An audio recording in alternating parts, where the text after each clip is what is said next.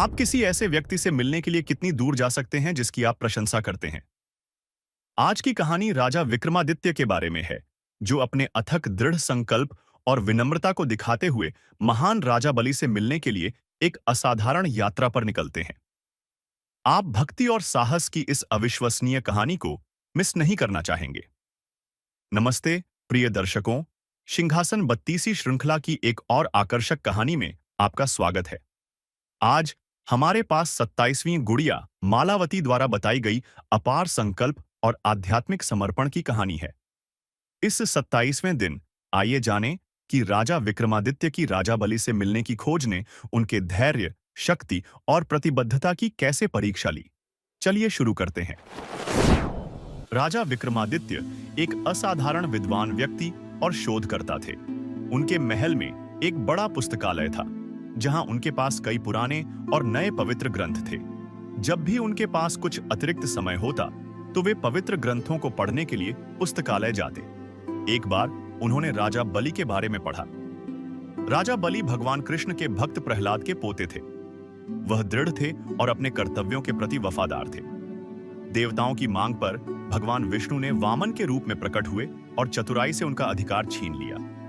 हालांकि भगवान ने बलि को पाताल लोक का शासक बना दिया।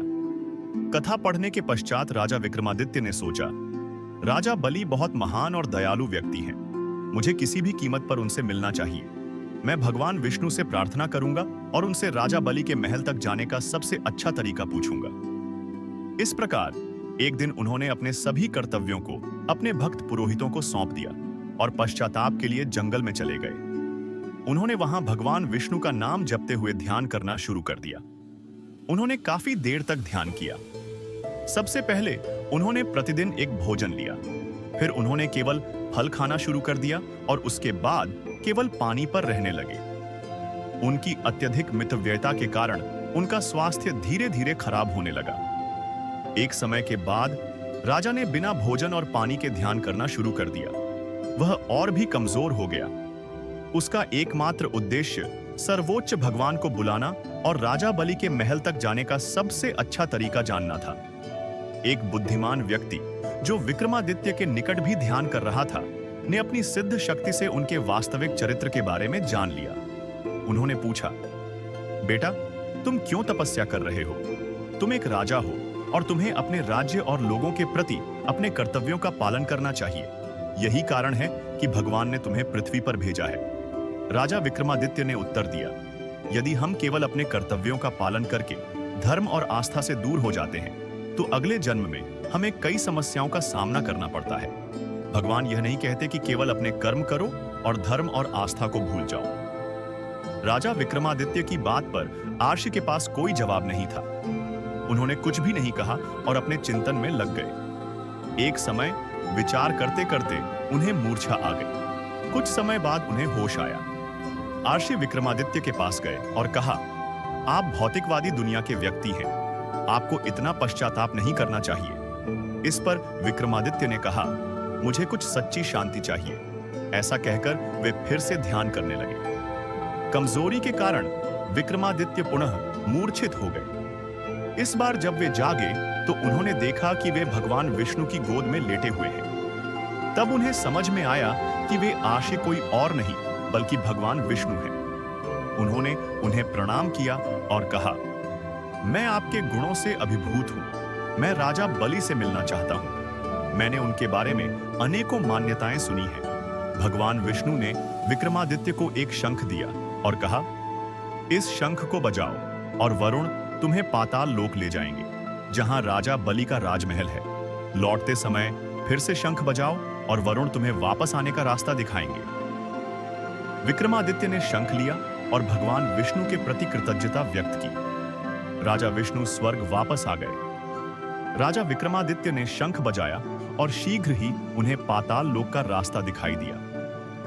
वे राजा बलि के महल में पहुंच गए। उन्होंने राजमहल के पहरेदारों से राजा बलि को यह बताने के लिए कहा कि वे उनसे मिलना चाहते हैं।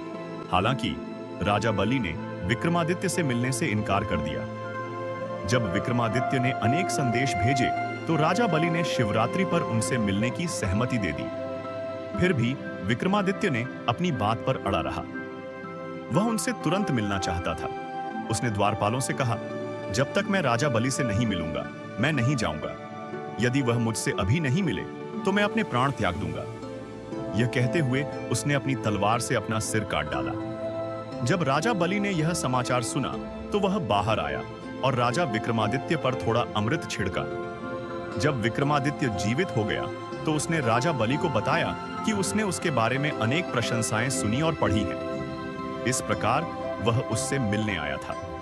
राजा बलि प्रसन्न हुआ और उसे अपने राजभवन के अंदर ले गया। राजा विक्रमादित्य वहां कुछ दिनों तक रहे।